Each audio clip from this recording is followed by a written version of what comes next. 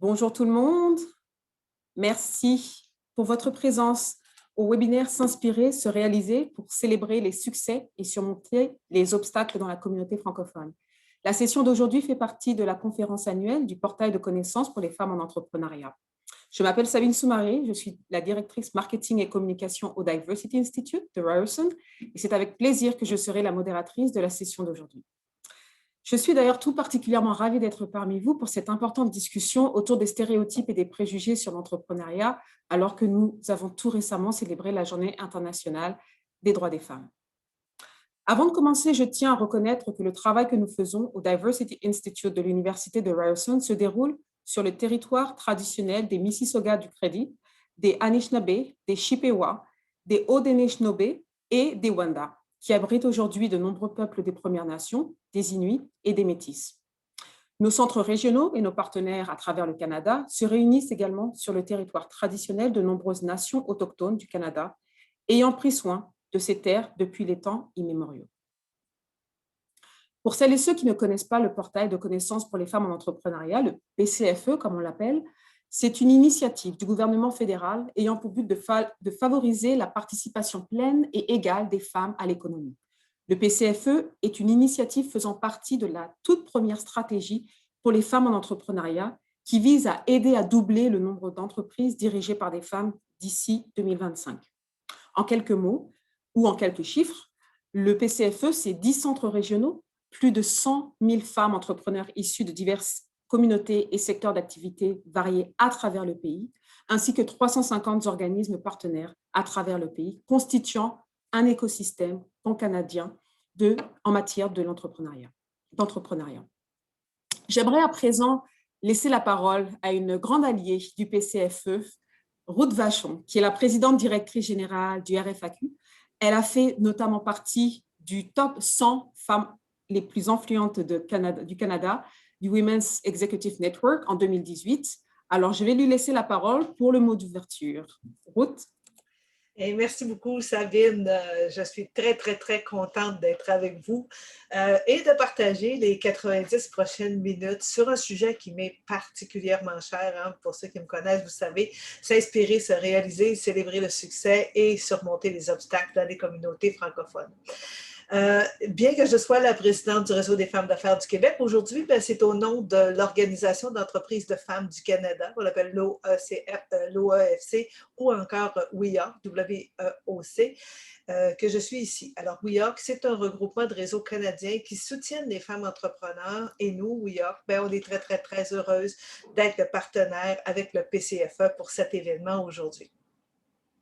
Alors, comme Sabine le disait tout à l'heure, dans le cadre de la Journée internationale des femmes et son thème, le thème qu'on avait cette année, choisir de contester, le PCFE anime le débat en remettant en question les stéréotypes liés à l'entrepreneuriat et en donnant aux femmes les moyens de lever les obstacles qui se dressent devant elles.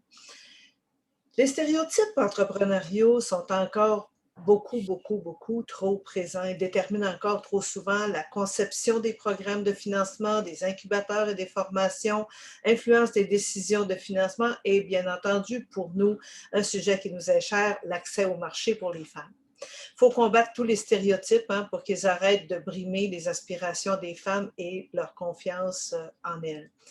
La discussion aujourd'hui va tourner autour de la visibilité. La recherche nous confirme que les femmes ont vraiment besoin de voir des femmes entrepreneurs couronnées de succès pour être capables de mieux se projeter, de s'engager dans cette même voie. Pour les femmes entrepreneurs, pour qu'elles soient visibles, des organismes comme le nôtre, le Réseau des femmes d'affaires du Québec et toutes les organisations qui gravitent auprès de l'écosystème ont besoin de 3 choses en particulier. Combattre les préjugés, les stéréotypes, bien entendu, est le premier. Mettre en lumière les modèles inspirants en matière d'entrepreneuriat et être animé d'un esprit collaboratif pour atteindre nos objectifs communs. Le fait d'être ensemble aujourd'hui démontre déjà qu'on est sur la bonne voie. Au Réseau des femmes d'affaires du Québec, le concours et prix Femmes d'affaires du Québec joue un rôle de vitrine incroyable pour les entrepreneurs et les femmes d'affaires depuis 21 ans. Alors, ils permettent de reconnaître, de promouvoir l'excellence, le dynamisme et l'audace des femmes du Québec. Ils nous permettent de mettre en lumière des modèles inspirants pour d'autres femmes et pour la société en général. Chacune a besoin de trouver son modèle repère, démontrant que c'est atteignable et possible pour toutes, chacune à sa façon et à chacune son niveau. En travaillant conjointement au Québec et avec les communautés francophones du Canada, on a une impressionnante force d'impact pour faire rayonner l'entrepreneuriat féminin. Attendez un petit peu, par exemple, j'en ai passé un petit bout parce que c'est dans ce même esprit qu'on profite aujourd'hui de votre présence pour rendre publique une nouvelle base de données qui s'appelle S'inspirer, se réaliser, qui a été conçu par le PCFE. Alors, c'est un répertoire qui regroupe un petit peu plus de 1000 femmes entrepreneurs canadiennes qui ont été primées, honorées, entre guillemets, et ou reconnues dans leur domaine d'expertise et qui font par elles-mêmes voler en éclats les stéréotypes. Alors nous, en travaillant au Québec conjointement avec les communautés francophones, comme je disais, on a une impressionnante force de frappe, une force de frappe qu'on ne soupçonne pas tout le temps pour faire rayonner l'entrepreneuriat féminin sur le plan local, national ou international. Alors notre engagement envers les femmes exige que chacune et chacun d'entre nous fasse connaître cette merveilleuse base de données et en fasse la promotion. Le Québec, c'est un acteur important dans l'économie canadienne et nos modèles ont besoin d'être mis en lumière parce que je pense que dans les 1000, on n'a pas une très grande majorité. Ce qu'on peut faire, par exemple, c'est comme nous, moi, ce que je m'engage, le Réseau des femmes d'affaires du Québec, c'est qu'à chaque année, lors du prix Femmes d'affaires du Québec, je m'engage à communiquer avec toutes les finalistes et lauréates pour les inviter à s'inscrire à cette base de données pour maximiser leur visibilité. Je vous lance aussi le défi parce que de choisir 2-3 moments dans l'année où vous allez solliciter des femmes entrepreneurs du Québec ou encore de la francophonie canadienne qui sont honorées ou qui se démarquent dans leur champ d'expertise, de les inciter à s'inscrire pour qu'ainsi les francophones du Canada soient bien représentés dans cette base de données. Alors, pour celles qui me connaissent, vous savez, je m'emporte. Mais encore une fois, je vous remercie d'être avec nous. Je vous invite à vous abandonner, à vous laisser inspirer pendant les 90 prochaines minutes et ensuite de faire une réflexion quant aux femmes qui nous inspirent. Mais ce n'est pas tout, parce que réfléchir n'est pas un verbe d'action. Alors, je vous invite à passer à l'action en sollicitant leur inscription à notre base de données qui sera une façon supplémentaire de rendre visibles nos perles francophones canadiennes. Alors, merci et ensemble, peuplons cette belle communauté de femmes francophones dans cette base de données. Merci beaucoup et bonne discussion à vous, mesdames. Merci beaucoup, Ruth. Je pense que ça dresse bien la table pour la suite. Et surtout, merci d'avoir lancé officiellement donc, la base de données dont on parlera un petit peu. Mais avant de passer à la base de données, on parlera du rapport sur les stéréotypes et les préjugés. Donc, je vais sans plus tarder vous présenter Tania Saba, qui est la directrice du pôle Québec et communauté francophone du Canada au PCFE. Elle est également fondatrice et titulaire de la chaire BMO en diversité et gouvernance de l'Université de Montréal.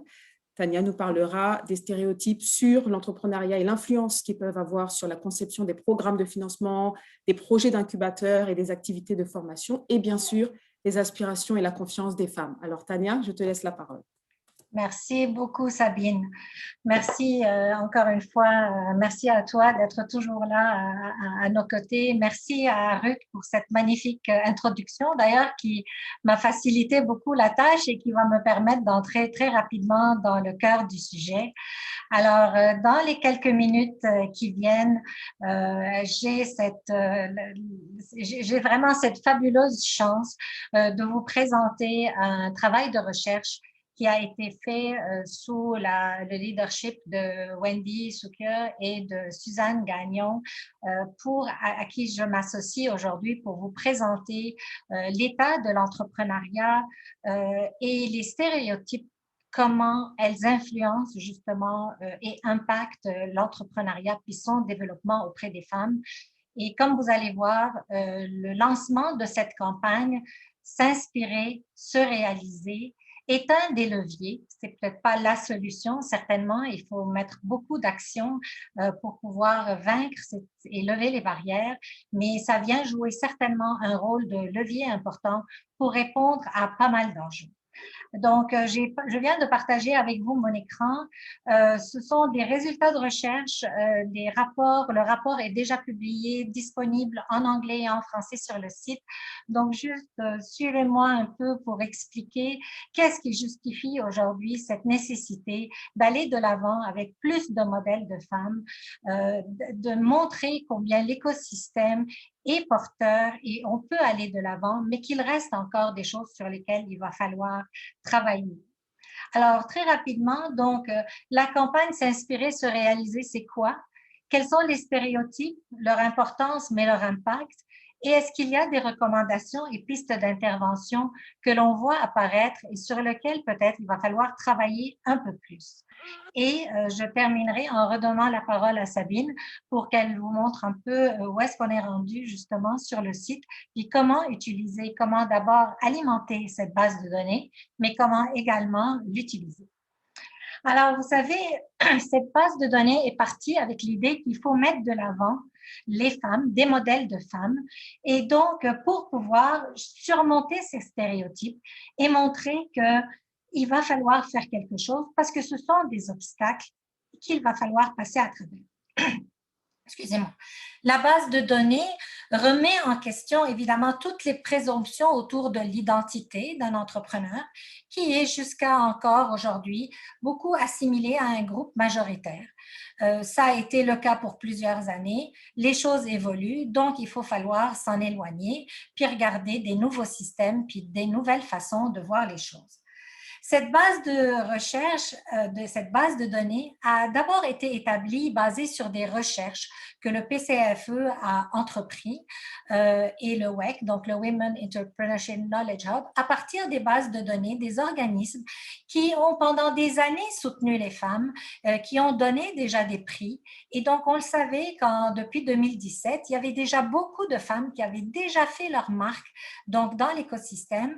Pour la plupart, pour certaines, en tout cas d'entre elles, elles sont déjà répertoriées. On est arrivé à 1000, mais il va falloir certainement alimenter encore plus cette base de données qui sont éligibles, mais toute femme entrepreneur canadienne qui a remporté un prix qui est lié à l'entrepreneuriat à partir de 2017. Et finalement, cette base de données sert à quoi? Ben, c'est une base de données publique et elle sert justement aux chercheurs, aux décideurs, aux planificateurs, aux institutions gouvernementales, aux bailleurs de fonds et à toute personne à l'intérieur de l'écosystème qui voudrait avoir des meilleurs exemples sur où est-ce que les femmes en entrepreneuriat sont en train de s'investir aujourd'hui. Donc, cette idée et ce levier est parti pour finalement contrer quoi?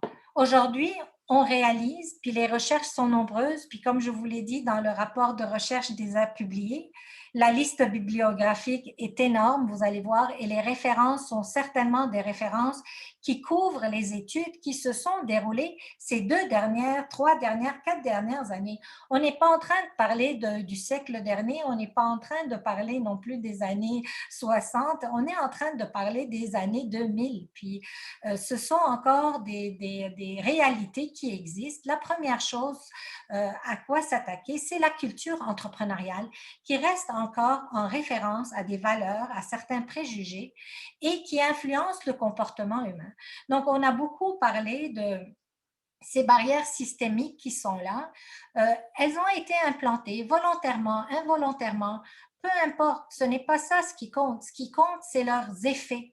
Et à partir du moment où leurs effets sont biaisés, leurs effets sont discriminatoires ou empêchent le développement puis la promotion des femmes en entrepreneuriat, ben, il va falloir s'y attarder et mettre des modèles de l'avant, c'est justement jouer sur cette culture, sur ce capital symbolique que peuvent représenter un plus grand nombre de femmes en entrepreneuriat, puis c'est un moyen d'y arriver. Alors, les stéréotypes sont quoi? Bien, évidemment, ce sont ces préjugés qu'on associe à certains groupes de personnes à partir de caractéristiques qui peuvent être positives, qui peuvent être négatives, mais qui sont souvent profondément ancrées dans notre culture. Donc, il faut les changer. Et ces stéréotypes et préjugés sont au niveau de la société. Donc, ils influencent nos institutions, nos politiques. Je vous donne un exemple. Les premières politiques gouvernementales, même qui sont venues en appui à la COVID, atteignaient à peine des entreprises qui étaient menées par des femmes. Il a fallu amener beaucoup d'ajustements avant d'y arriver. Donc, toujours l'idée de départ est souvent issue d'une croyance, d'une conviction qui souvent est basée sur des modèles qui ont déjà été plus traditionnels, qui ont été établis, puis il faut les remettre en question. Au niveau organisationnel, bien évidemment, il faut regarder un peu toutes les stratégies, les programmes que l'on met en place à un niveau évidemment plus, comme on dit, méso. Et au niveau individuel, bien évidemment, c'est tout preneur de décision à qui doit revoir un peu son comportement. Et si jamais il y a des préjugés qui mènent un peu des décisions, bien, ces décisions sont à revoir. Les préjugés qui existent sont à la fois sexistes, sont à la fois culturels. Alors, ce qui fait en sorte qu'on sait qu'il y a des valeurs féminines, on sait qu'il y a des valeurs masculines. Les femmes peuvent avoir des valeurs masculines aussi, les hommes peuvent avoir aussi des valeurs féminines, mais il reste pour la plupart, on associe à des femmes plus des caractéristiques d'esprit collectif, des comportements d'empathie, de gentillesse, de sensibilité. Il n'y a pas de mal à ça, ce sont de très belles valeurs, mais à partir du moment où on discrimine sur ces valeurs pour, par exemple, ne pas accorder de financement ou penser qu'elles ne seraient pas bonnes dans certaines situations, c'est là où on commence à avoir des difficultés. Aussi, d'associer, par exemple, des femmes à des rôles plus domestiques, d'automatiquement de penser, par exemple, aux charges mentales, à la charge familiale et de considérer le groupe majoritaire comme la norme risque évidemment d'avoir des répercussions justement décourageantes. Et la preuve en est. La preuve en est qu'aujourd'hui, il y a un grand fossé entre les intentions entrepreneuriales des femmes et d'ailleurs l'indice d'entrepreneuriat de la Fondation de l'entrepreneuriat qui apparaît à chaque année le montre très bien. Il y a un fossé entre l'intention entrepreneuriale, il y a une désirabilité d'aller en entrepreneuriat, mais quand on vient mesurer la réalité, ben vous voyez qu'il y a une grande différence. Il y a à peine 15,6% des PME qui sont détenues majoritairement par des femmes. 13% au niveau du Canada, on peut qualifier de femmes entrepreneurs. Vous avez le travail autonome est très répandu auprès des femmes, mais ce que ça veut dire, c'est qu'elles ne vont pas de l'avant pour avoir des entreprises, des employés et aller plus loin. Elle représente quand même un pourcentage très élevé de toutes les nouvelles entreprises et même si elle reste très confinée, puis très majoritairement confinée dans des très petites entreprises de moins de 5 employés, elle compte quand même pour générer certainement un renouvellement de la population des entreprises et certainement une incidence sur l'emploi. Les stéréotypes ont donné une image comme celle-ci. C'est que quand on fait une recherche sur Google ou d'autres moteurs de recherche, apparaissent très rapidement des représentations qui sont beaucoup plus masculines parce qu'ils sont basés justement sur les traditions, sur la façon de faire, sur ce qui est souvent répertorié. Et c'est ces tendances qu'il faut renverser. On peut voir des femmes, mais il faut vraiment les chercher, puis presque les chercher avec une loupe. Les médias jouent un rôle très important aussi dans la promotion des femmes, puis de les mettre de l'avant comme des rôles pour justement montrer que le développement de l'entrepreneuriat féminin, il est possible. Les chercheurs, très récemment, ont fait une étude sur 149 articles qui sont parus dans le Global Mail, National Post et la presse pour montrer que presque pas loin de la moitié, qui porte bien entendu sur l'entrepreneuriat, pas loin de la moitié répertoriée toujours des hommes, exclusivement des hommes pour parler d'entrepreneuriat. À peine 16% mettaient de l'avant juste des femmes et sur ces 16%, ben 80% c'était pour parler de barrières, pour parler d'obstacles. Donc, on ne met pas de l'avant des modèles de réussite ou peu de modèles de réussite, ce qui a encore une fois comme effet d'influencer la culture, excusez-moi, et d'influencer les perceptions générales. Les incidences des stéréotypes, c'est ça qui est important, c'est ça qu'il faut aller examiner. Les incidences, d'abord, sur la conception des programmes. Les programmes d'investissement, les programmes qui sont mis de l'avant sont souvent un appui aux technologies, à l'innovation, des secteurs dans lesquels les femmes sont peut-être moins présentes. Mais ce qu'il ne faut pas oublier, c'est que le moteur de l'innovation, ce n'est pas dans l'utilisation, ce n'est pas seulement dans l'utilisation c'est dans l'utilisation des technologies beaucoup plus que dans leur élaboration. Donc, l'argent est souvent mis dans l'innovation où on fait des applications, on les élabore, mais il faut faire attention, l'application. Puis quand on parle de l'application des innovations, là, on couvre tous les secteurs et on pourrait en ce moment beaucoup plus couvrir justement des secteurs qui sont plus féminins. L'incidence des stéréotypes est énorme sur les questions de financement. Alors d'abord, il y a ce grand stéréotype, c'est que les femmes sont réputées avoir une aversion pour le risque et craindre l'échec. Or, si on regarde les secteurs, si on regarde par exemple les femmes qui viennent de l'entrepreneuriat familial ou qui sont dans les familles en affaires, vous voyez directement par exemple que l'aversion au risque change. Donc, ce n'est pas un préjugé, ce n'est pas une caractéristique qui est universelle chez les femmes. La même chose aussi que elles ne correspondent pas toujours à cet entrepreneur prospère et souvent les investisseurs, puisqu'on appelle les investisseurs un peu plus providentiels, vont donner beaucoup plus d'argent aux hommes qu'ils ne vont donner aux femmes.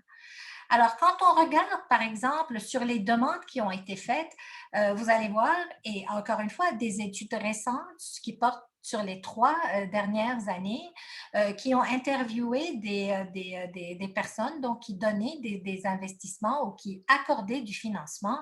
Eh bien, 53% par exemple des demandes d'entreprises présentées par des femmes sont rejetées, contre 38%. Beaucoup plus de chances à des hommes de recevoir des investissements en capital risque. Les femmes ne reçoivent pas encore leur part.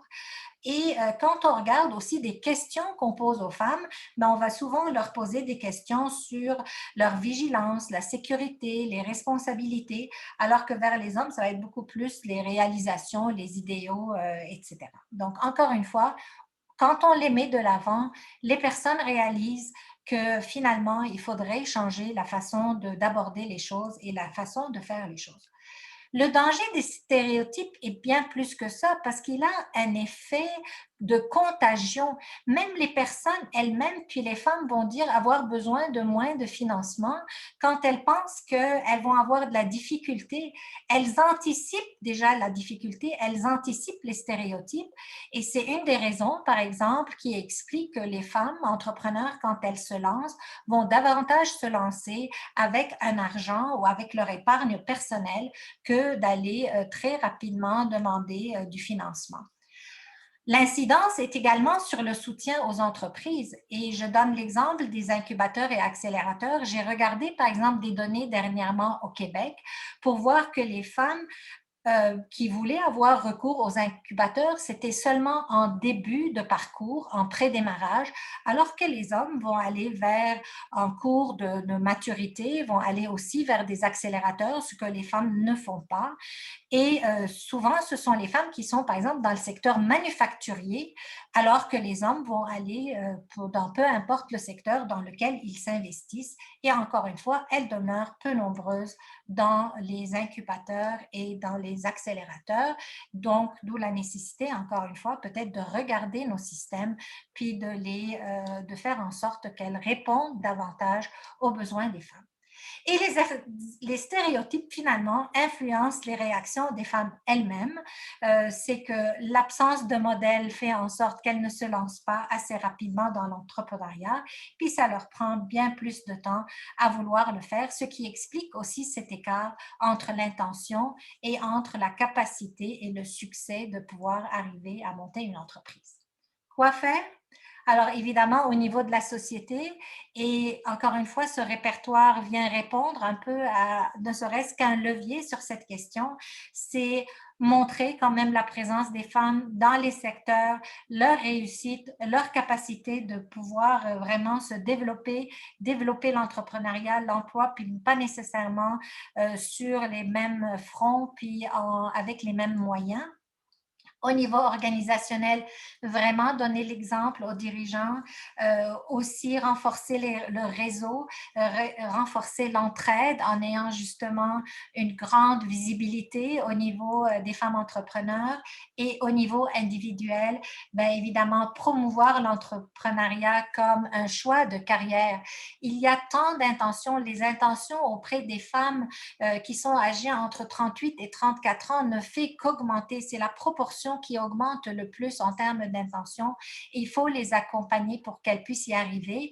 Mais il ne faut pas juste regarder les jeunes parce que même les femmes en mi-carrière et même un peu plus âgées continuent d'être très intéressées puis ont certainement aussi les moyens financiers pour y arriver au développement. Mais encore une fois, il faut briser ces barrières et il faut lever ces préjugés.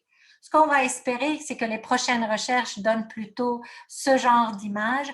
Donc, fasse en sorte que dans les moteurs de recherche, sur la place publique, dans les médias, on puisse avoir beaucoup plus facilement des références à des femmes quand vient le temps de monter des politiques gouvernementales et que l'on cherche des représentations dans certains secteurs, qu'on n'ait pas des heures à se creuser la tête pour trouver des femmes, mais d'avoir justement une accessibilité, puis surtout rendre hommage à tous les organismes qui depuis des années donnent des prix aux femmes et font en sorte qu'ils ont déjà lancé cet écosystème et donc de pouvoir ici centraliser cette information puis la remettre à la disposition de tout le monde. Alors, je vais peut-être laisser la parole à Sabine.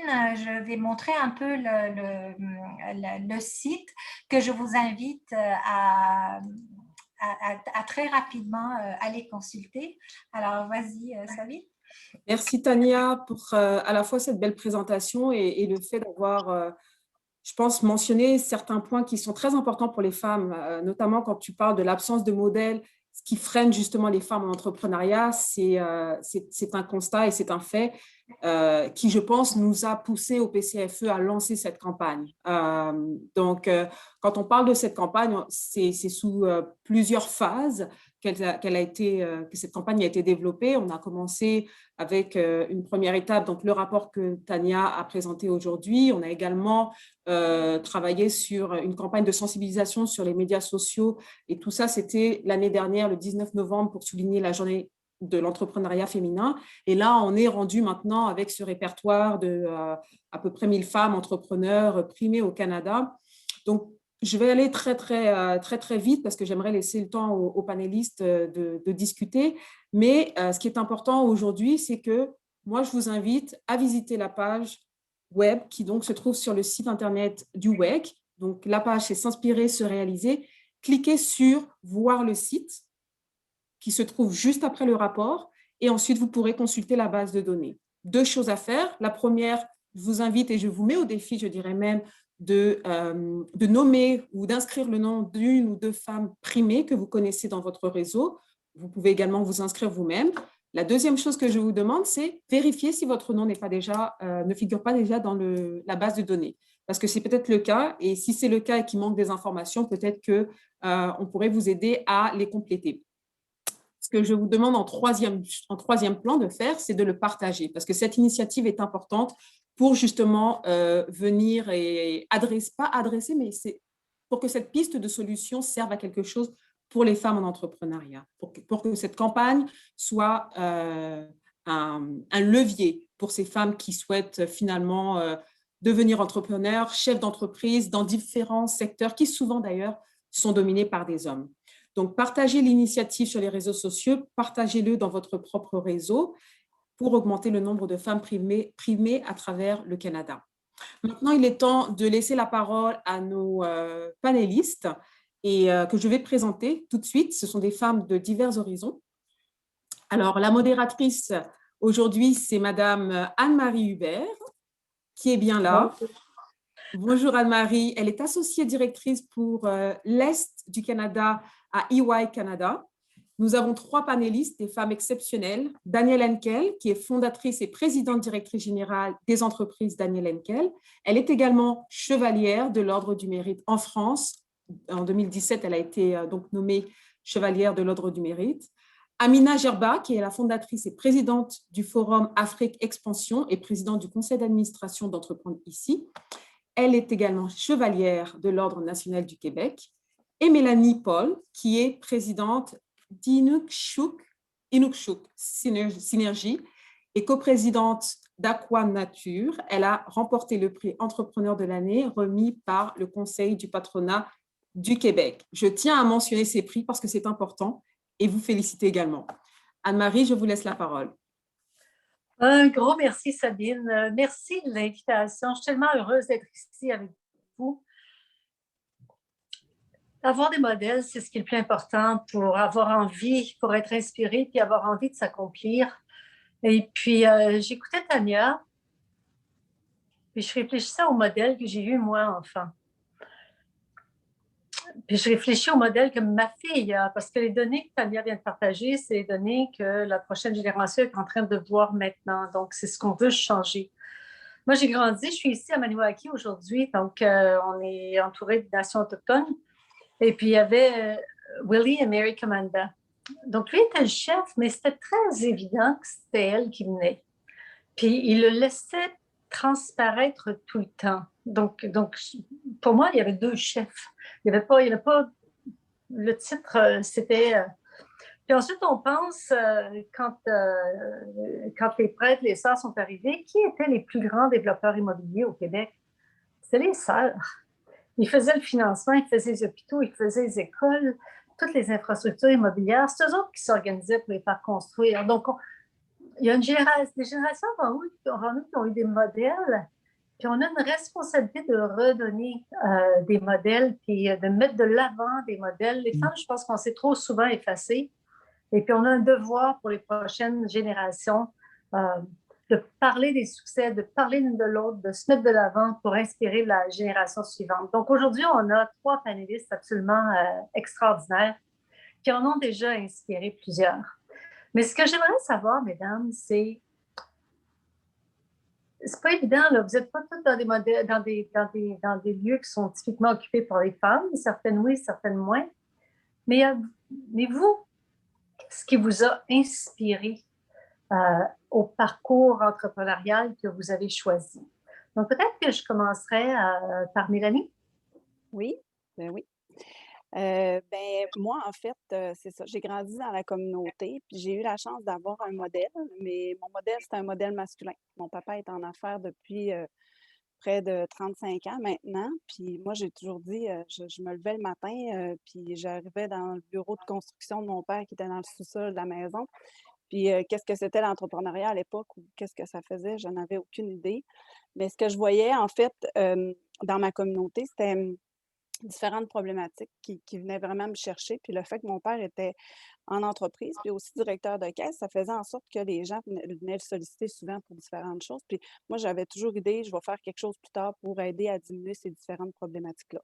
Fait que j'ai eu un parcours atypique. J'ai commencé en service social pour revenir dans l'entreprise de mon père un peu plus tard, qui m'a approché en disant, ben on veut de la relève, on regarde, parce que mon père a toujours eu plusieurs entreprises en parallèle. Construction, garage, tout ça. En tout cas, bref, j'ai baigné dans l'entrepreneuriat. Puis, je sais qu'on n'a pas beaucoup de temps pour faire toute l'histoire, mais bref, juste pour dire que quand j'ai changé de carrière pour partir du service social, pour m'emmener ici, ce qui m'a convaincue, c'est vraiment d'amener une dynamique différente dans la communauté en tant qu'entrepreneur, puis de voir qu'on pouvait aussi aider les gens à diminuer les différentes problématiques en créant de l'emploi, en redonnant au milieu aussi. C'est une autre façon d'aider les communautés à s'élever puis à prendre leur place dans le monde des affaires, mais aussi le lien entre le service social puis l'entrepreneuriat. Mais moi, pour revenir au modèle, mon modèle, c'était mon père.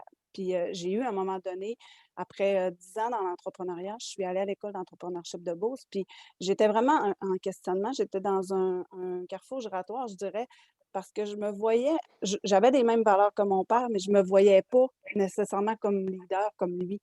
Tu sais, je me disais, je suis pas, parce qu'il y a des couleurs là, de leaders, il y a des types de leaders différents. Puis mon père, c'est un rouge, c'est quelqu'un de fonceur. Puis moi, je suis plus une rassembleuse. Ça, je l'ai découvert juste à l'école de Beauce. Je n'avais pas eu ce volet-là avant. Puis ça faisait en sorte que je me re-questionnais tout le temps sur si j'étais à la bonne place, puis si j'étais une bonne entrepreneur, puis si j'avais les qualités qu'il fallait. Puis quand j'ai été à l'école, avec les 25 autres entrepreneurs, j'ai bien vu qu'il y en avait tous les styles des entrepreneurs, puis il y en avait toutes les couleurs, puis toutes les couleurs en parlant, pas juste des couleurs de personnalité, mais tu sais, bref, de prendre notre place, de prendre notre unicité, puis de miser sur ça, c'est ce qui a fait qu'après ça, j'ai vraiment, je dirais, pris confiance en moi, puis que j'ai grandi là-dedans. Puis là, je me suis mis des bases solides pour dire, oui, OK, les valeurs à mon père, mais oui, je peux faire des choses différemment. Puis tu sais, dans un modèle que je peux faire évoluer parce que c'est tout un système de croyances qu'on se crée aussi, hein, les femmes à l'interne, là, dans notre tête, là. Autant au niveau de dire, ben on peut-tu faire ça ou on peut-tu y aller différemment? Souvent, on se met des barrières en fonction de ce qu'on voit autour de nous. Puis il faut aller au-delà de ça, je pense. Merci, Mélanie. Oui. Ton papa comme source d'inspiration, Ouais. mais les autres entrepreneurs, en fait, qui t'ont permis d'être toi. Oui, ben c'est ça. À l'école de Beauce, là, de voir d'autres types d'entrepreneurs aussi, ça m'a ouvert les horizons. Fait que de sortir d'un fois des fois, on a le nez collé sur l'arbre, comme on dit, là. Fait que de voir la forêt puis de voir d'autres modèles, je trouve que l'initiative que vous amenez est vraiment intéressante pour ça. Oui. Toi, Daniel, ton parcours est très, très différent. Donc, qu'est-ce qui t'a inspiré à devenir une grande entrepreneure telle que tu es?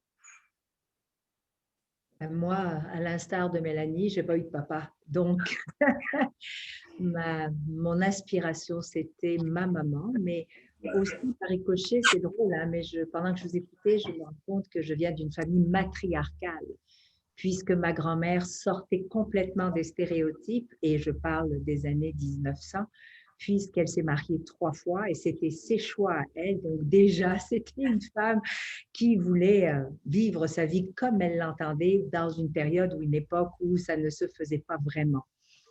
Donc, ma maman a été une femme d'affaires. Ma maman était illettrée, donc elle ne savait ni lire ni écrire, mais c'était une femme d'affaires vraiment exceptionnelle qui a réussi dans l'immobilier, dans différents domaines. Et donc, j'ai grandi à ses côtés en mélangeant de façon totalement naturelle le fait qu'il y avait du social, du collectif, mais aussi des affaires. Donc, je voyais ma maman avec des choses uniques. Pour m'endormir, moi, quand j'étais bébé, puis j'ai grandi avec ça, on me mettait dans une voiture avec un chauffeur, une nanny, pour faire le tour de la ville d'Oujda pour m'endormir. Donc, ça vous donne une idée un peu du niveau financier où ma maman vivait. Mais en même temps, j'étais entourée de personnes parce qu'elle redonnait, elle était constamment avec des causes, elle tenait à participer à l'évolution des femmes. Déjà dans ce temps-là, puis je la voyais, elle intervenait même dans des conflits matrimoniaux quasiment pour essayer de mettre de l'ordre. Donc, c'est mon modèle. Ça a été une femme qui m'a beaucoup appris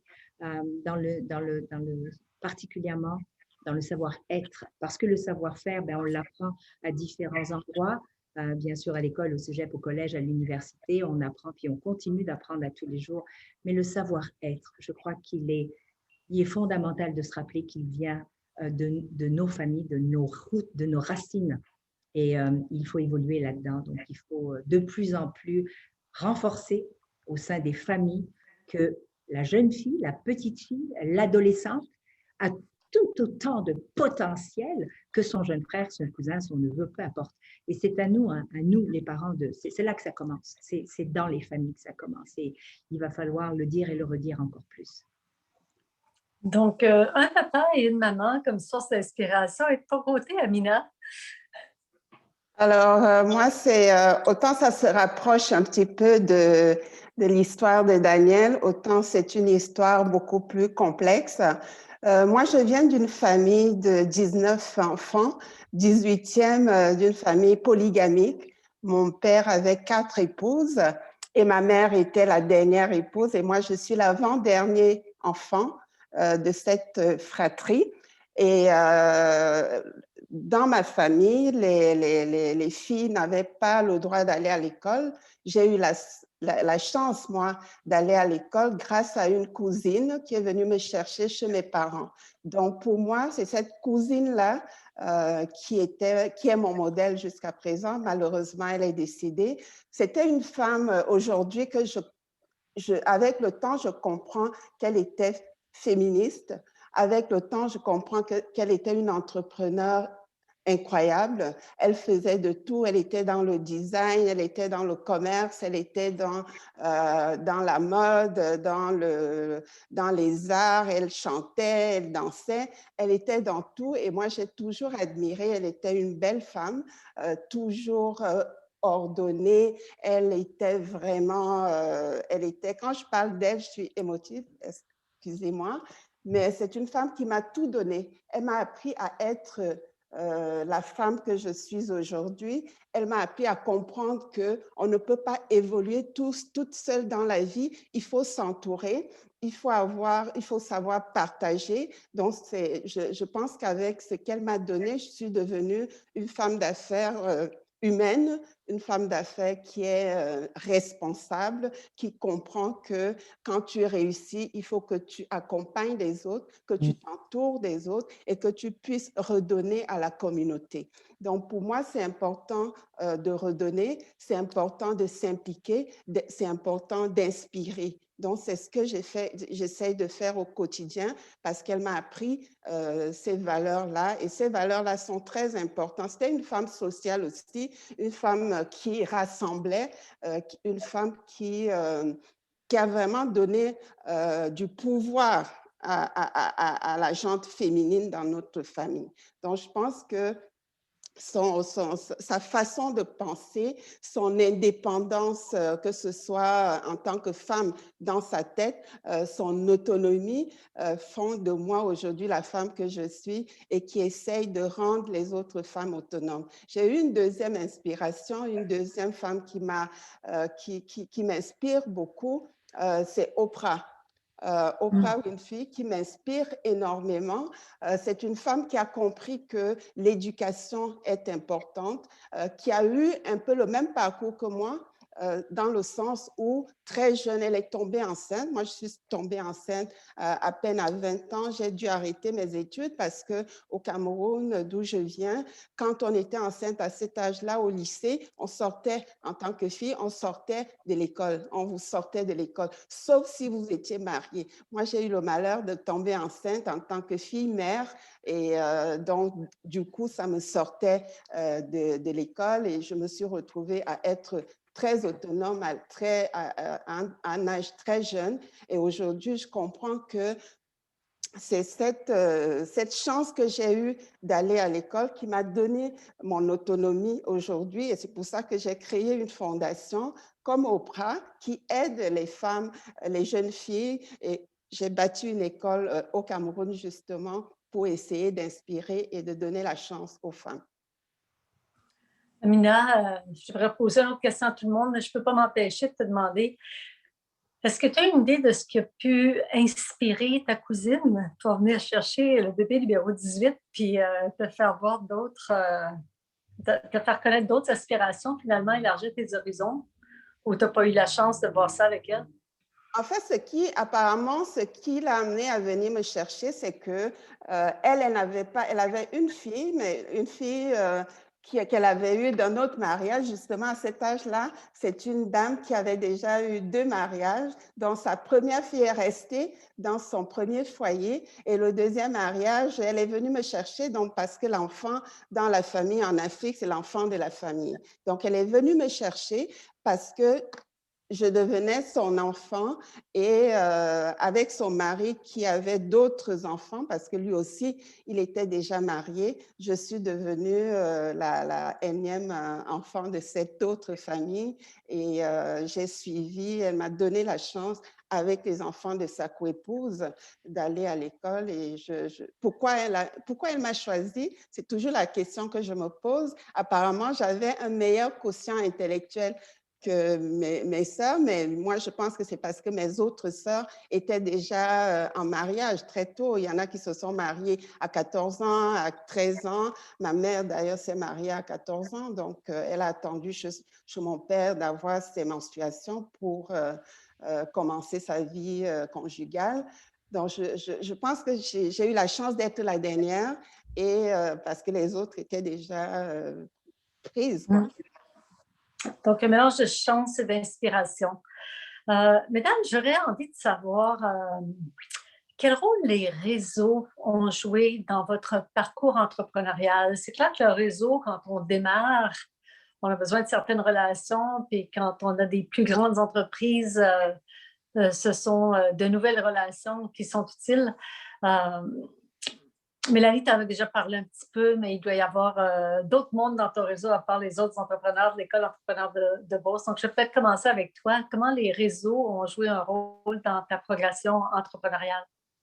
Ben, je dirais qu'ils ont joué un grand rôle parce que ben, mon père, en tant que modèle, on a toujours été impliqués justement dans la communauté, mais dans la région aussi, créer des ponts entre les entreprises de la communauté puis les gens de l'extérieur. Nos modèles d'affaires dans le groupe ADL, dans le groupe à mon père, puis même les miens maintenant, sont principalement basés sur le développement de partenariats, puis se servir de nos entreprises pour créer des leviers, amener de l'emploi, puis aider d'autres entreprises de la communauté ou de la région à croître et à naître, on va dire. Mais aussi le fait que le fait que l'entrepreneuriat n'existe pas depuis longtemps dans les communautés autochtones, si on veut grandir plus rapidement, il faut aller chercher de l'expertise aussi, il faut se développer, puis il faut se rallier à des gens. Fait qu'on a toujours eu ça à l'esprit, ça a toujours fait partie de notre modèle d'entrepreneuriat. Fait que j'ai toujours été impliquée, que ce soit dans les sociétés de développement économique ici, dans les chambres de commerce. Tu sais, j'ai grandi à travers différents réseaux, effectivement, puis ça a été super important parce que c'est ce qui m'a amené justement des contacts, qui a amené mon entreprise à passer à travers des crises plus rapidement, puis à créer des ponts, justement, à aider à, je dirais, donner une crédibilité aussi aux entreprises au fur et à mesure qu'on grandit. Puis c'est sûr que, veut pas, ben ça nous amène, je dirais, un volet multidisciplinaire plus facilement, puis de voir aussi, là, ouais, c'est ça, grandir. On n'a jamais eu de concurrent pour nous, là. Les gens ont toujours été des collaborateurs. Mon père a toujours dit, on ne sait jamais quand est-ce qu'un concurrent peut devenir un collaborateur ou vice-versa. Fait que pour nous, là, ce modèle-là de réseau a toujours été fait partie de toute façon. Puis pour les Premières Nations, je dirais, le modèle holistique, le modèle de travailler ensemble, le modèle communautaire fait partie de nos racines puis de nos façons de réfléchir puis de penser aussi. On ne peut pas travailler un sans l'autre. Tu sais, Inukshuk, le nom le dit de mon entreprise, j'ai choisi l'Inukshuk parce que chacune des pierres se supporte une et l'autre. Puis pour moi, ça représente autant mes employés que les gens avec qui que je travaille, que les communautés. Donc, vraiment, ça fait partie de notre philosophie d'entreprise. Ouais. Merci. Et toi, Danielle, quel rôle les réseaux ont joué dans ton parcours entrepreneurial? Ben, honnêtement, Anne-Marie, je dirais que le mot réseau, des fois, n'est peut-être pas mis à sa juste valeur. Parce que quand on parle de réseau, on parle d'aller dans des chambres de commerce ou d'avoir des réseaux de femmes. Mais ce n'est pas là que j'ai bâti mon réseau, en fin de compte. Et je crois qu'il faut quand même en parler un peu plus. C'est que lorsqu'on est… Bon, d'abord, j'arrivais au Québec, je ne connaissais absolument pas une âme qui vive. Je ne savais pas comment il fallait gérer toutes les casse-têtes. D'abord, c'est un choc culturel, un choc de tout, de la façon de parler, de la façon de manger, l'heure à laquelle on mange. C'est des chocs après choc après choc. Donc, veux pas, mes premiers réseaux ont été toutes les personnes que je rencontrais. Et je pense que si on mettait un peu plus d'emphase là-dessus, c'est que chaque personne que j'ai eu à rencontrer au cours de ma vie a joué un rôle, quel qu'il soit, mais il a joué un rôle.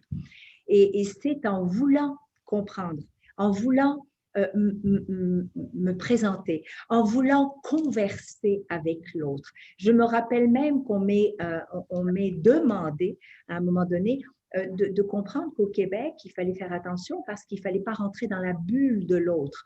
Et je me suis dit, je ne savais pas de quoi on parlait Anne-Marie, rentrer dans la bulle de l'autre, pour moi, c'était commencer à rentrer. Parce que j'aimais faire la bise, par exemple, ou j'aimais prendre la personne dans mes bras. C'est très méditerranéen, c'est comme ça. C'est pas parce que c'est juste comme ça. Et donc, je me dis que le réseau, c'est qu'est-ce qu'on veut en faire, à qui on veut parler. Moi, j'avais l'habitude, par exemple, j'ai bâti un grand réseau grâce à mes clients. Par exemple, j'allais rencontrer des clients pour vendre des petits gants. Eh bien, c'est un réseau. Donc, on se présentait, puis j'écoutais ce qu'elles avaient à dire. J'ai appris à travers ce réseau-là. En fin de compte, on apprend. Il faut être ouvert à la différence. Être ouvert à la différence d'abord, non seulement par rapport à mes clients dans mon industrie, mais j'allais aussi voir ailleurs. J'écoutais mon dépanneur à côté quand il me racontait quelque chose, mon coiffeur. C'est ça le réseau, parce qu'on ne sait jamais qui, à un moment donné, va t'ouvrir une porte.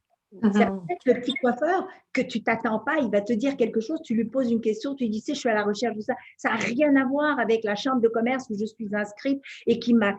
C'est peut-être juste cette personne-là. Donc, ne jamais minimiser le fait, comme l'a si bien dit Mélanie, je suis sûre qu'Aminat est d'accord avec moi, c'est un ensemble, c'est un réseau humain. N'hésitez pas à parler, n'hésitez pas, en fin de compte, la difficulté que moi j'avais et que j'ai encore, et c'est toujours surprenant quand je le dis, c'est que je suis une grande timide. Ah bon? Ah oui. Mais c'est très vrai. J'ai travaillé sur ma timidité. Combien d'entre nous sommes timides pour multiples raisons?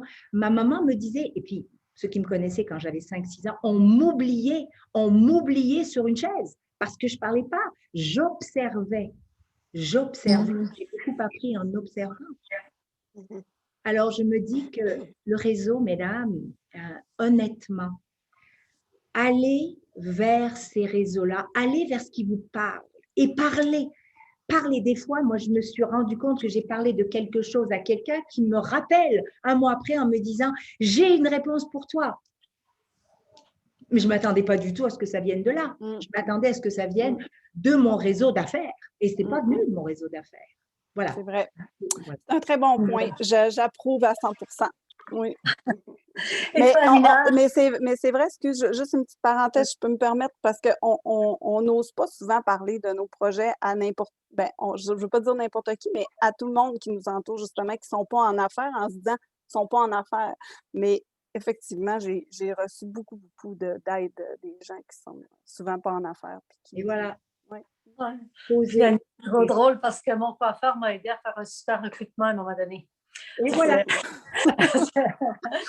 Donc, Amina, de ton côté, une définition élargie de réseau également?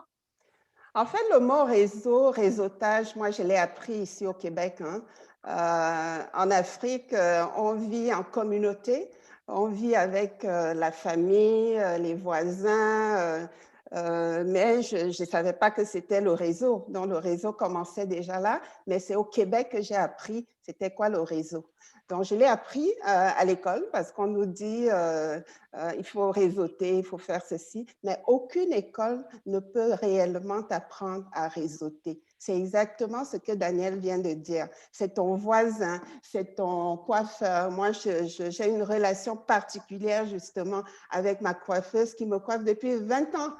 Donc, c'est la même, elle a vu mes enfants grandir, elle m'a orientée. C'est des gens, mine de rien, qui en savent beaucoup parce qu'ils côtoient énormément de personnes. C'est de la diversité au quotidien. Donc, parler à ces gens-là peuvent vous amener plus loin. Mais ce que j'ai constaté néanmoins, c'est que quand on est immigrant dans un nouveau pays, comme nous tous, la plupart, on est tenté de rester dans notre zone de confort. On va chercher des personnes qui sont dans nos communautés. On va rester dans ce que je peux appeler notre excusez-moi le terme, notre ghetto.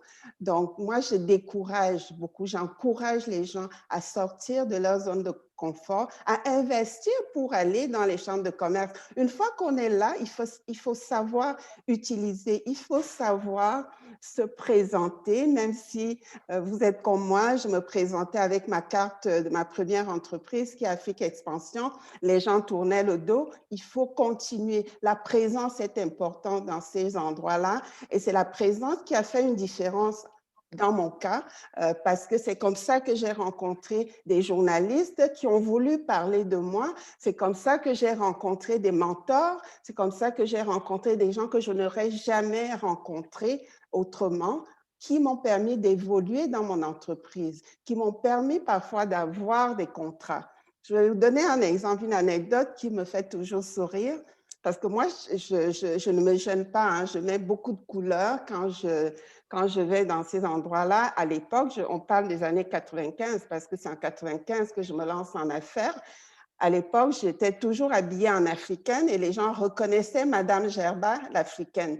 Et un jour, et ça date des années 2010, il y a monsieur, 2010 ou 2015, je ne sais plus, monsieur Martin Rondeau, alors président de la Banque royale pour le Québec, il me voit rentrer dans un gala qu'il commanditait. Et Martin Thibodeau. Thibodeau, pardon, dans un gala que la RDC commanditait. Il dit « Ah, la princesse africaine est là ». Pourquoi? Parce que j'étais visible. On est des minorités visibles. Il ne faut vraiment pas se gêner de prendre notre place, de rester visible et de rester présent dans ces réseaux-là. D'entrer même dans les réseaux qu'on dit des boys clubs.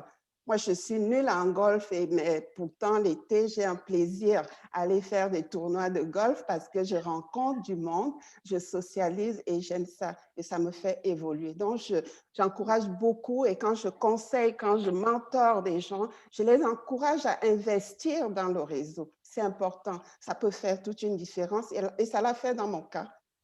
Je vais faire juste une relance, vous serez d'accord, peut-être Mélanie. Donner de son temps au début. Investissez-vous.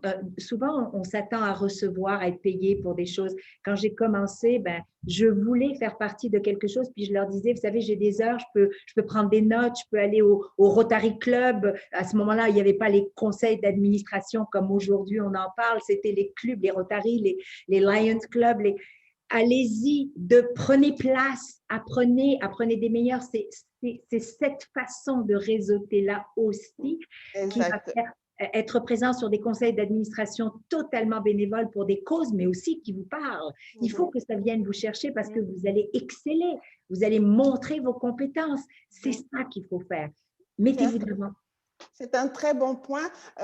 Encore, c'est culturel, hein, parce qu'on parle de barrières systémiques, mais il y a beaucoup de barrières que nous-mêmes, en tant qu'immigrants, on s'impose. Des barrières parce qu'on a peur d'aller vers les autres. Des barrières parce qu'on n'a pas d'argent. On n'a pas d'argent. On ne veut pas payer 500 $ pour devenir membre de la Chambre de commerce. On ne veut pas payer, être membre du Rotary, j'en suis une depuis une dizaine d'années. On ne veut pas payer un membership de la Chambre du Rotary pour donner de son temps. Alors que quand on le fait, Dieu sait ce que ça peut nous rapporter en termes de visibilité, en termes de reconnaissance, parce que là, les gens apprennent à te connaître et te découvrent en tant qu'individu, en tant qu'humaine. En tant que compétence. Voilà, compétence aussi. Voilà. J'inviterais toutes les participantes en ligne, si vous le souhaitez, n'hésitez pas à mettre vos questions dans le chat. J'ai d'autres questions pour nos panélistes, mais Emma, tu m'as fait sentir un petit peu mieux avec tes commentaires. Je t'explique pourquoi. Pendant la pandémie, on était tout confinés. Pamela Jeffrey, le Women Executive Network qui faisait le Top 100, a lancé une initiative, le projet Prospérité, avec des femmes leaders de partout au pays. Puis quand on a voulu recruter le numéro 2, elle nous a mandaté au Québec de trouver 23 personnes sur 100, pour 23 % de la population canadienne, qui étaient représentatives de la population du Québec. Puis, j'ai la réputation d'avoir un très bon réseau, puis j'étais pas capable. J'avais pas les liens avec l'ensemble des communautés. Puis, comme ça, le fait que tu me dises, c'est pas moi qui on vit tout en parallèle. On vit ensemble, mais on vit en parallèle. Exactement. Donc, j'ai vraiment apprécié qu'elle nous force à le faire. Puis, on a eu le soutien de Caroline Midel qui nous a aidés à faire des liens avec des femmes absolument extraordinaires qu'on ne connaissait pas. Donc, s'il y a une leçon que je retiens de cet épisode, c'est de faire le petit extra pour faire le lien. Puis, quand on a tendu la main, quand on a voulu bâtir le pont, tout de suite, les gens ont dit oui puis ont voulu participer. Mais il faut faire un effort particulier parce que ça ne se fait pas naturellement. On va vers les gens qui nous ressemblent, on va vers les gens avec qui on est à l'aise, puis quand on connaît moins, donc c'est pas juste moi, on est un peu toutes comme ça, mais on a un peu tout un effort à faire pour créer des ponts. Il y a un gros effort à faire. Mélanie, oui, vas-y. Non, vas-y, excuse-moi. Il y a un gros effort à faire et ce n'est pas juste toi, Anne-Marie, qui te sens mal à l'aise par rapport à ça. Quand on regarde dans les grandes entreprises aujourd'hui, il y a même un système de recrutement qui fait que tu vas demander à tes employés de référer des gens. Les annonces pour des emplois se font à travers ce réseau-là qui reste fermé. Donc, il y a beaucoup, c'est ça qu'on appelle aussi, qui fait partie des barrières systémiques. C'est-à-dire qu'on vit et on oublie qu'en dehors de notre entourage, il y a un autre univers. Il y a des gens, moi je suis par exemple impliquée dans le groupe Excellence Québec. On l'a créé parce que les gens se demandaient où trouver l'excellence, les compétences noires. Donc, c'est pas possible qu'on soit dans une société puis qu'on se demande s'il y a des compétences dans telle ou telle communauté. Et moi, je vais aller plus loin. Mélanie, vas-y, Mélanie, vas-y. On veut tout, c'est un sujet intéressant. Non, mais parce que la diversité, pour moi, c'est pas la couleur de peau. Non, c'est pas les Noirs, c'est pas les Autochtones, c'est la diversité dans tout son ensemble. Et c'est là où on va plus, on n'a pas été et qu'il faut aller. C'est ce que je voulais dire. Je veux juste qu'on ramène la discussion là où elle doit être. La diversité, c'est les femmes, c'est les Autochtones, c'est les personnes handicapées, c'est les LGBTQ2+, c'est les personnes différentes, point. Mais c'est l'inclusion de cette diversité qu'il faut justement aller chercher maintenant à travers des organismes, à travers des recruteurs, à travers, peu importe, il faut rentrer dans les communautés puis de vouloir aussi se présenter, nous. Absolument. Oui, puis si je peux faire un parallèle avec ce que vous dites, on a créé volontairement ou involontairement en tant que société des barrières, on va dire physiques, géographiques, mais qui deviennent des barrières psychologiques pour les gens aussi. Qu'on parle de quartier, les communautés autochtones, c'est particulier parce que souvent on est même mis dans le même, je ne sais même pas quel mot utiliser, là, on nous met au même titre que les immigrants alors qu'on était là avant. On a été mis dans des réserves, on a été mis dans des communautés. Encore aujourd'hui, les gens se demandent s'ils peuvent venir dans les communautés, mais ça a un effet aussi chez les gens des communautés de dire, est-ce que ça a créé une barrière psychologique de sortir de nos communautés pour aller ailleurs aussi? Mais c'est pareil pour les quartiers, on va dire le quartier chinois, le quartier italien, le quartier gay, le quartier, on se confine nous-mêmes dans des segments alors que ça devrait tout être ouvert. Puis ça crée, je dis souvent en conférence, ça crée des barrières géographiques, mais ça crée des barrières psychologiques aussi pour se rapprocher un de l'autre et créer des ponts. Fait faut défaire. Moi, il faudrait juste parler un peu plus de la méritocratie. Il faudrait parler plus de l'humain, c'est tout. Et puis de nous être dans l'action, nous les voix. On est tous des voix. Anne-Marie, elle l'est à travers ses entreprises, à travers tout ce qu'elle fait. Vous, Mélanie, à travers vos entreprises, à travers tout ce que vous faites. Toi aussi, Amina, tes entreprises, les conseils d'administration. Moi, on est tous et toutes des voix. Ce n'est pas parce qu'on est importante ou qu'on est personnalité publique. On peut tous faire un changement au sein même de notre entourage immédiat. C'est juste d'être dans l'action, de vouloir vraiment aller vers l'autre. Et arrêter de mettre des catégories. Ouais. Donc, dans le fond, le thème aujourd'hui, c'est les préjugés, les stéréotypes. Puis les préjugés, souvent, c'est à partir de ce qu'on connaît. Donc, c'est de faire l'effort pour découvrir ce que l'on ne connaît pas. Exact.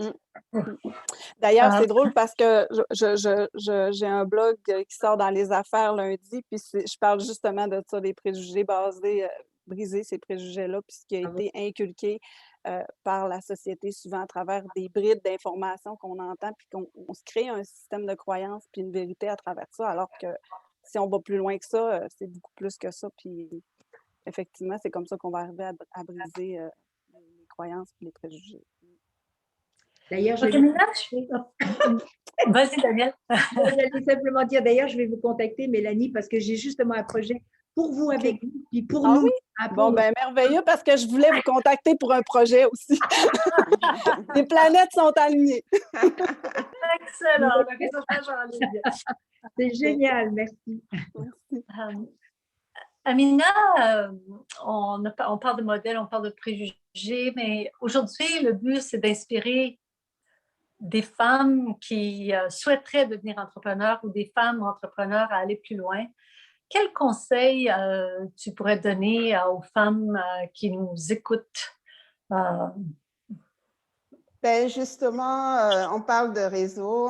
Moi, je leur dirais de sortir vraiment de leur zone de confort, d'aller vers les autres, d'aller dans les groupes qui ne sont pas, où on ne les attend pas. On a parlé du Rotary, on a parlé des chambres de commerce, on a parlé de toutes les associations, de se faire connaître. Les gens n'investissent pas, les femmes surtout, n'investissent pas assez dans la communication, dans leur branding, de se faire connaître. Il y en a beaucoup à cause peut-être des barrières culturelles, essayent de se dire, moi j'en sais quelque chose parce qu'en Afrique, on va dire,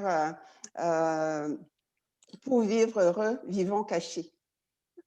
Donc, il y en a qui ne veulent même pas se faire connaître. Donc, moi, je dis, si tu veux entreprendre, tu ne peux pas rester dans ton univers. Il faut que tu te fasses connaître. Je connais beaucoup les femmes immigrantes, les femmes issues de la diversité, qui font des miracles, qui sont dans leur domaine, qui sont compétentes, qui réussissent en affaires, qui ont plus de 200 employés et tout. On ne les voit jamais. On voit toujours les mêmes. Donc, vraiment, celles qui ne sont pas encore en affaires doivent se lancer en affaires, doivent oser. Et celles qui sont déjà en affaires ne doivent pas hésiter à se faire connaître. Parce qu'on voit toujours les mêmes et ce n'est pas normal qu'on voit toujours les mêmes. Mélanie? Ben moi, je dirais là-dessus, je me prendrais un peu en exemple là-dessus parce que tant que je n'ai pas pris le temps d'apprendre à bien me connaître personnellement, en tant qu'être humain, en tant que femme, puis que j'ai pas pris le temps de focusser sur mes forces ou retrouver mon identité personnelle, puis de le rallier à mon entreprise, de trouver ma raison d'être personnelle, puis la rallier à ma raison d'être d'entreprise, ça a été difficile pour moi d'avoir confiance en ce que je faisais.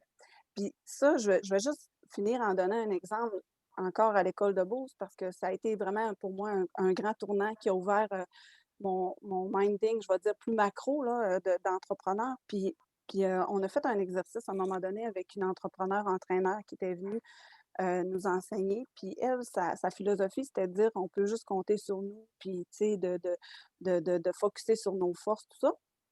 Puis l'activité brise-glace, c'était une activité sur laquelle c'était une grande sportive, elle avait des gyms, puis on avait trois blocs de hauteur différentes, des blocs de gym, là, sur lesquels elle nous demandait de sauter à tour de rôle sur celui qu'on pensait pouvoir atteindre. Il y en avait un au genou, un à mi-cuisse, puis un à la taille. Puis on est 24 entrepreneurs, donc chacun y va à tour de rôle. La majorité ont sauté sur le plus petit puis sur le moyen. Il y a quelques hommes qui ont osé essayer de sauter sur le plus grand, mais la moitié ont réussi. Puis moi, j'étais vers la fin, puis je dis à l'entrepreneur, je dis, est-ce que je peux demander de l'aide?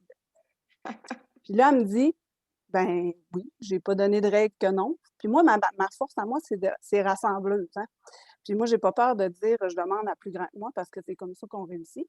Fait que je prends les deux plus grands gars de la salle, puis je saute sur le plus gros. Mais là, après, là, elle a été complètement déstabilisée. Là. Elle est venue me voir, elle a fait comme, là, elle dit, tu m'as complètement déstabilisée.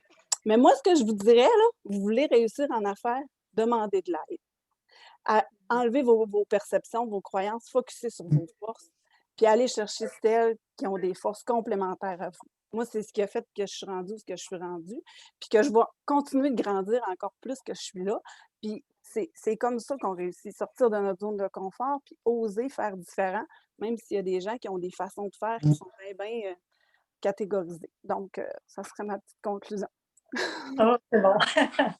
Daniel? Et moi, ce que j'aurais envie de dire à toutes ces grandes dames, c'est d'abord et avant tout qu'elles doivent croire qu'elles sont des grandes dames, peu importe la taille qu'elles ont, et peu importe le domaine dans lequel elles sont, et peu importe le rang social dans lequel elles sont. Dites-vous qu'il n'y a rien, absolument rien, puis j'y crois puisque j'en suis la preuve, il n'y a rien qu'un être humain veuille atteindre et qu'il ne le fasse pas, même si c'est dans le temps. Souvent, on se met des barrières de temps, mesdames. On se dit, et je l'ai entendu malheureusement trop souvent, j'ai 25 ans, j'ai plus le temps. Mais vous plaisantez. J'ai commencé mon entreprise, j'avais presque 44 ans. Je ne l'ai pas commencé à 20 ans ni à 25 ans. J'ai eu à apprendre et à manger de la chenoute pendant des années avant d'oser me lancer en affaires. Mais je vais faire un sommaire de ce que mes deux magnifiques dames ont dit, Mélanie, Amina aussi et Anne-Marie, c'est oser demander de l'aide, mais, comme dans toute chose, rappelez-vous que vous devez vous inspirer, mais vous devez vous inspirer aussi de vous.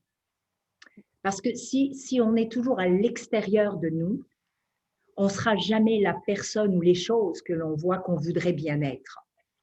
Par contre, si on est capable de savoir ce qu'on vaut pour soi déjà, qu'on est fier de ça, que ce soit peu, grand, petit, ce n'est pas important.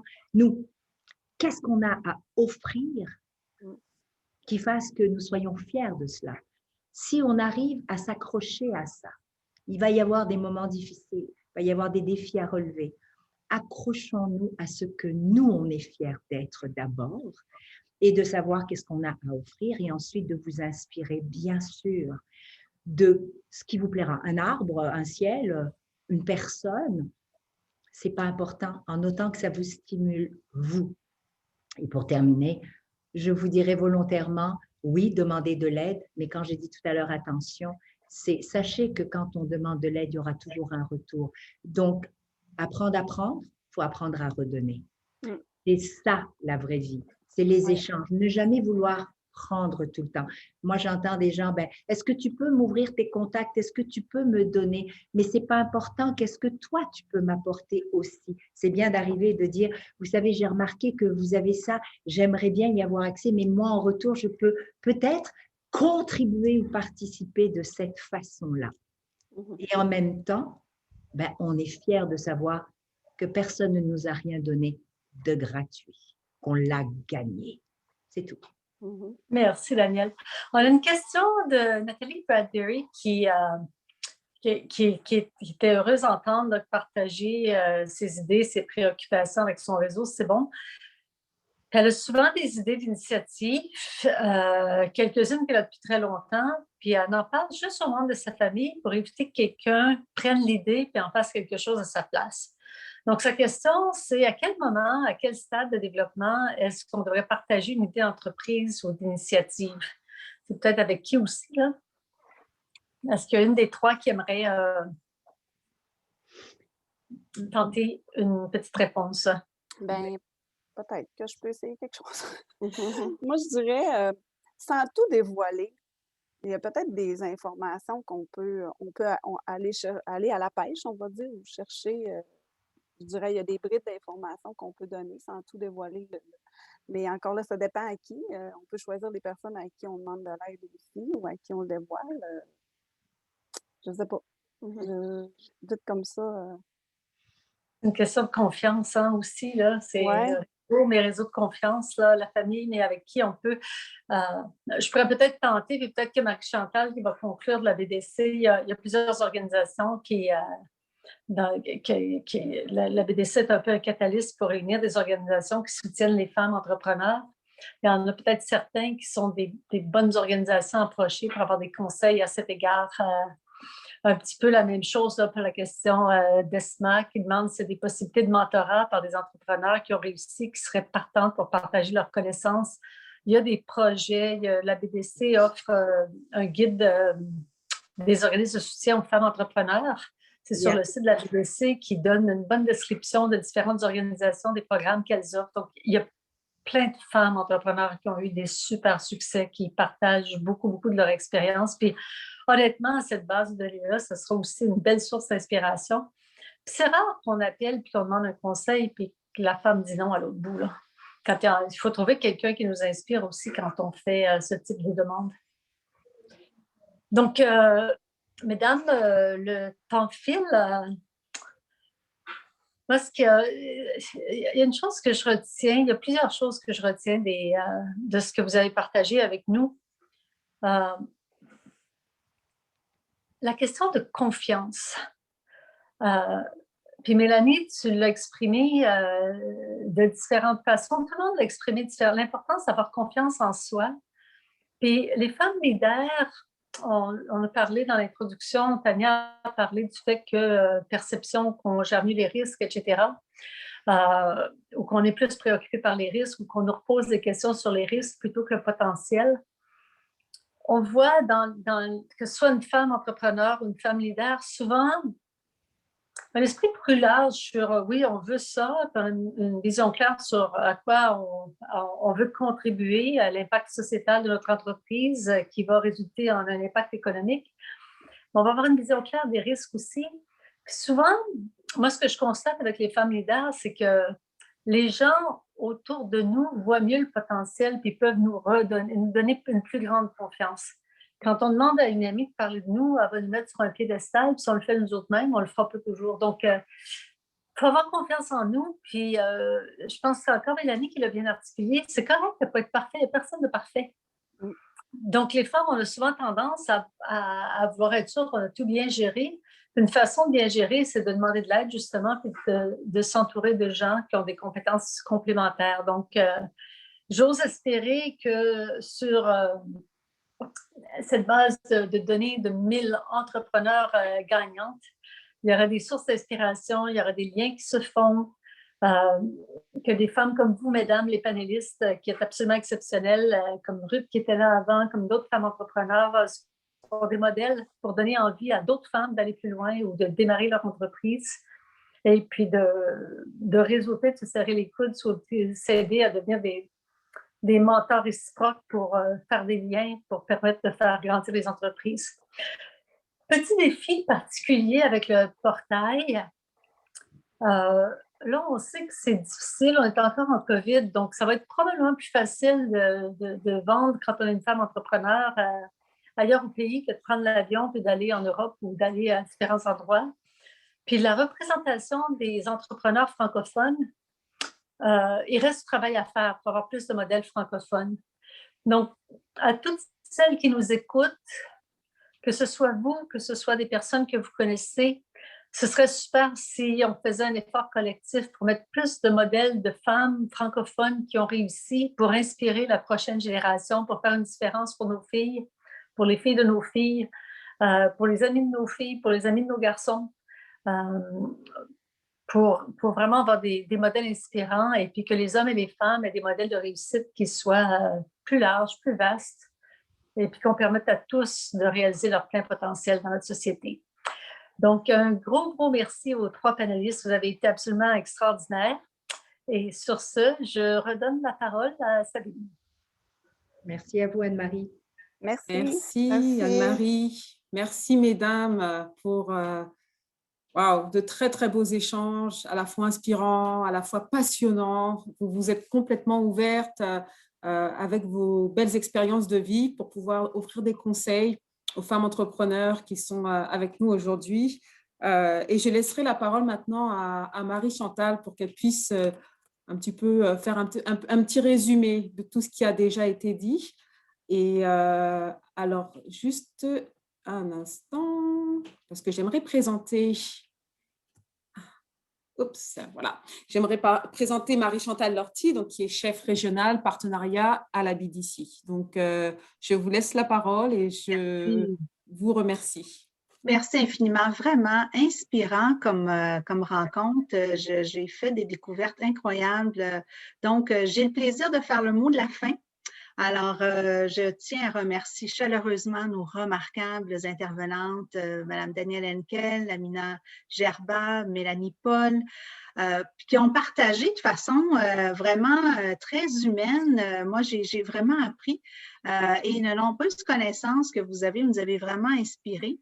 Ainsi qu'Anne-Marie Hubert et Ruth Vachon, et finalement Tania Sabat, que je remercie de m'avoir invitée aujourd'hui, ainsi que Sabine Soumar pour avoir facilité la rencontre. Donc, je suis choyée d'avoir partagé l'écran avec vous aujourd'hui. Nous étions quand même un très bon groupe.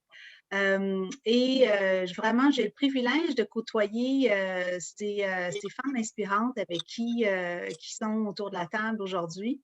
Et j'espère que ça va vous donner également une opportunité pour justement être inspiré. Alors, je retiens 3 choses aujourd'hui qui m'ont vraiment interpellée et que j'espère que vous aussi, certainement, on a tous avec nos propres expériences et notre propre vécu eu des inspirations. Le premier point, c'est vraiment l'importance d'inspirer.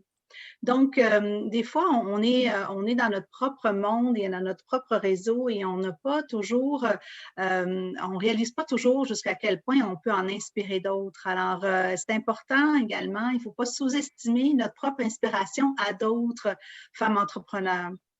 Deuxième point, c'est vraiment d'aller au-delà de nos réseaux habituels. Ça, c'est quelque chose que vous trois, mesdames, là, vous avez mentionné, ainsi qu'Anne-Marie. Donc, il ne faut pas hésiter d'aller à des réseaux où on est peut-être moins habitué d'aller, mais également, il ne faut pas sous-estimer non plus ceux à qui on peut apprendre. C'est sûr qu'on parlait du coiffeur tout à l'heure, mais en même temps, ça va au-delà aussi également. Là, des fois, ça peut nous faire des très belles découvertes et ça peut nous amener des fois dans des chemins où on n'aurait pas pensé aller. Troisième point, non le moindre, vraiment oser. Alors, oser inspirer, oser réseauter, oser être ensemble, oser se consulter, ne pas hésiter. J'ai beaucoup aimé les questions, la question que j'ai vue précédemment. Donc, et ça, je pense qu'on a tous un rôle à jouer également. Donc, c'est sûr que BDC, c'est une banque qui dessert les entrepreneurs partout au Canada. Et nous sommes très fiers, évidemment, de collaborer. Et c'est vraiment, Anne-Marie l'a mentionné tout à l'heure, on a un rôle de catalyseur. Et le guide de ressources pour les femmes entrepreneurs que nous avons développé, qui est sur notre site, et peut-être qu'on pourrait faire le lien également pour assurer que tout le monde y ait accès. Le but était vraiment de partager l'ensemble des ressources pour assurer que l'ensemble de nous tous, et même chez nous, nos propres employés qui sont sur le terrain, puissent mieux outiller les femmes entrepreneurs. Si BDC n'offre pas telle ou telle initiative ou tel programme, d'assurer qu'on soit le mieux outillé possible pour aller justement leur donner les meilleurs conseils possibles. Alors ça, je pense que c'est aussi, on voit l'ouverture et surtout en temps de pandémie, on sait que les femmes entrepreneurs ont été quand même assez affectées. Et nous devons tous justement remettre cette collaboration-là, cette synergie-là, vraiment au cœur de nos conversations quotidiennes, autant dans nos entreprises que d'assurer que tous les partenaires soient le mieux outillés possible. Donc, je me permets aujourd'hui de souligner l'importance, évidemment, de ce nouveau répertoire, l'importance aussi de ne pas oublier d'aller, de pouvoir, en s'inspirant justement, de pouvoir mettre au diapason et en même temps de mettre en lumière toutes ces femmes entrepreneurs. N'oubliez pas d'aller soit mettre vous-même votre propre candidature et c'est vraiment important de le faire parce qu'on sait, il y a notre génération, mais il y a aussi les générations qui viennent et qui suivent et qui ont besoin également de ces modèles. Et moi-même, étant une maman de trois jeunes filles, j'espère que, et je finirai avec cette conclusion-là, j'espère que non seulement les modèles pourront les inspirer, peu importe où ils voudront aller, leurs cheminements seront les leurs, mais en même temps, de ne pas hésiter à partager ces modèles-là qui pourront certainement inspirer nos futures générations. Donc, encore une fois, un grand merci à tous et à toutes d'avoir participé aujourd'hui. Et donc, au plaisir et à la prochaine fois. Merci. Merci beaucoup, Marie-Chantal. Merci Marie-Chantal pour ce mot de clôture, ce mot de fin. J'aimerais tout simplement finir en remerciant notamment Hortense Plétou, qui est la coordonnatrice de l'engagement francophone donc au sein du PCFE, qui a fait un travail exceptionnel pour organiser cet événement, accompagné bien évidemment de Tania Saba. Donc merci, n'oublions pas que cette initiative s'inscrit dans la conférence annuelle du PCFE. Donc il y a d'autres activités qui vont avoir lieu au courant de ce mois. N'hésitez pas à visiter notre site internet wec.ca. Toutes les ressources y sont, le rapport y est, et bien évidemment le plus important, la base de données fait partie donc du site internet ou le répertoire. Je souhaite également remercier bien évidemment notre directrice Wendy Cossier, qui n'est peut-être pas avec nous aujourd'hui, mais qui pense très fort à nous et à tous les francophones. Donc, bonne journée à vous et à bientôt. Merci. Merci. Merci beaucoup. Au revoir. Au revoir tout le monde. Santé à tous.